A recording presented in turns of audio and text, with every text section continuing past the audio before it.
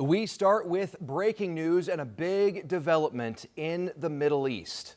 Welcome to 13 News. I'm Dustin Grove. President Trump just now announcing Israel and Lebanon have agreed to a 10-day ceasefire. According to the president, the truce begins at 5 p.m. today. That ceasefire follows a conversation between Lebanon's president and Israel's prime minister today, and it follows more than a month of war, of course, between Israel and the Iran-backed Hezbollah militant group. President Trump says he's directed Vice President Vance to work with Israel and Lebanon to establish a more permanent peace plan. But again, that breaking development from the Middle East, President Trump just announcing a 10-day ceasefire. We will have much more as this develops. Right now, we want to get over to our first forecast this midday and meteorologist Sean Ash. Sean, nice to see some sun back. I tell you, Dustin, some of the best weather in the country is going to be right here in Indiana this afternoon. It's in progress as we speak. We are threading the needle. Well, storms last night fizzled out. We had a few showers early this morning, and now we're enjoying some sunshine here. Good afternoon in Connorsville. Looking beautiful in Fayette County. We do have a little bit of cloud cover, though a lot of this is going to thin out as we go into the afternoon. We should see increasing amounts of sunshine. Temperatures, once again, well above our average high. We're going to be staring down daytime highs approaching 80 degrees. This is what's left of that little batch of showers that we had earlier this morning, and just the slimmest of chance we may see something pop up. And here is a sight for sore eyes, at least for us in Indiana. There is no threat of severe weather for today. We will definitely take that, though we do have some chances of more thunderstorms on the way. Let's settle the business for this afternoon. There you go, 71 right now. It's a southwest wind that remains gusty, but more of a pleasant breeze for today. And here you go. We'll take you into future track 13. Again, temperatures peaking between 75 and near 80 and a slight chance of a pop-up. We're going to enjoy that pleasant breeze. Now, tomorrow, quiet for the most part, and eventually as we get into the afternoon, we're expecting temperatures in the 80s. I'll have more on that. Storm chances and much colder air in the 7-day as well, coming up in a few minutes. All right, Sean, thank you. Now back to the headlines. New this afternoon, a man is now formally charged for a shooting involving IMPD officers last week. This happened last Wednesday. Metro Police were responding to a person who'd been shot on Sumner Avenue. This is video from the scene here. While officers administered aid to that person, police say they were shot at from the window of a house across the street. Officers fired back. Police found the suspect, Joel Rector, shot in the home. He was taken to the hospital in critical condition, and now Rector is charged with 1 count of battery by means of a deadly weapon. No officers were hurt in that shooting. We now know the name of the 22-year-old man killed in a shooting on Indy's northeast side. This happened around 7:30 last night on Radnor Road, where police found Robert Galladay shot. Police have not identified a suspect or a motive just yet, and they are asking anybody with information to call IMPD, or you can also call Crime Stoppers. Right now, Indy's police chief says she wants city county councilors to make temporary changes to the city's curfew. She says it needs to happen to keep kids safe. Brandon Schaff explains. After a mass shooting that happened here at Washington and Illinois streets last summer claimed the life of 2 teenagers, there were conversations about what should be done regarding Indy's curfew hours. Well, those conversations are happening again ahead of the summer, and they're talking about some of these alarming trends that they're also seeing when it comes to youth gun violence. Inside a Public Safety and Criminal Justice Committee meeting on Wednesday, IMPD Chief Tanya Terry encouraged counselors to bring back amended curfew hours for the 2nd straight year. If approved, it would last for 120 days. Kids ages 15 and 16 would need to be home by 11 p.m. on Friday and Saturday, 9 p.m. on Sunday through Thursday, and can't be out in public before 5 a.m. any day. Kids under 15 years old wouldn't be allowed out past 9 p.m. or before 5 a.m. any day.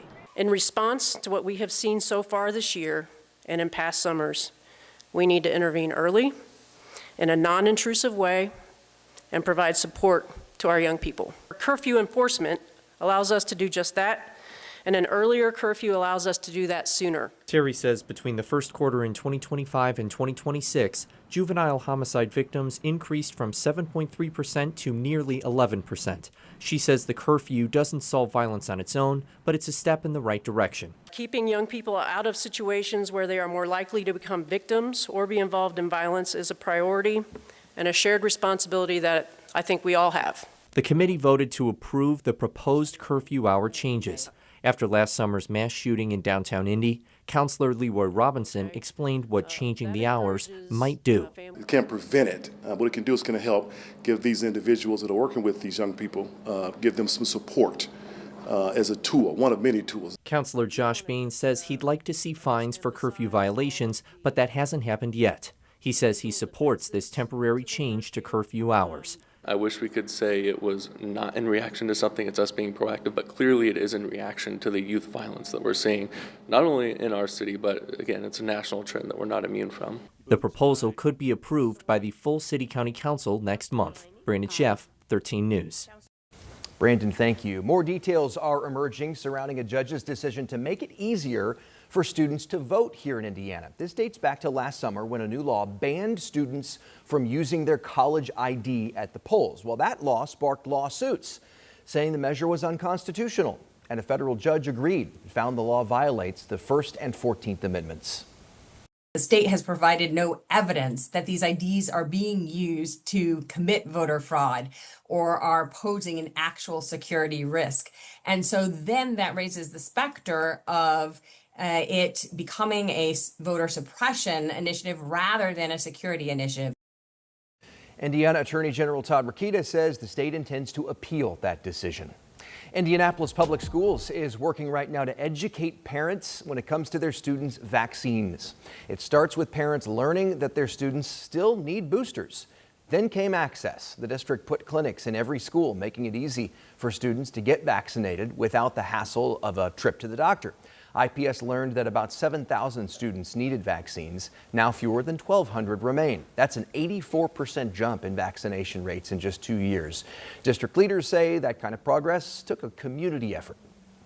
So we'd send home consent with parents, we'd make those phone calls, parents would sign up for vaccines, and then we would pull the kids down from class, do a quick vaccine, and then send them back. And so there was no missed work, there was no missed school, it was just a seamless process, and that really made a difference in increasing our vaccination rates.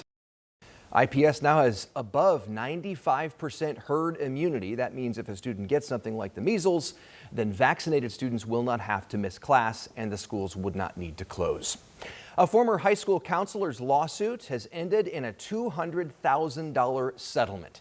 Kathy McCord filed suit after she was fired back in 2023. It happened after McCord objected to Pendleton Heights High gender support plan on religious grounds. The plan allowed students to change their name and pronouns without parents knowing. Well, the school district says it fired McCord because she lied about sharing the school's plan with an online publication. The district ultimately chose to settle the suit, but denies any wrongdoing. We're learning that nearly 100 hospitals across our state are missing out on more than $700 million in unpaid insurance claims. That's according to a 2025 study from the Indiana Hospital Association. It found more than $717 million of care work at 70 different hospitals went unpaid due to delayed payments, claims that were denied, or claims that were processed incorrectly. The issue is forcing rural hospitals, they say, to cut services and staff. Greene County General Hospital, for example, tells us theirs is still waiting on payments from Anthem Insurance after issues with processing claims billed to them. Anthem did send us a statement saying they're communicating and are responding to items requested before scheduling a meeting. We have their full statement. You can find it online at WTHR.com.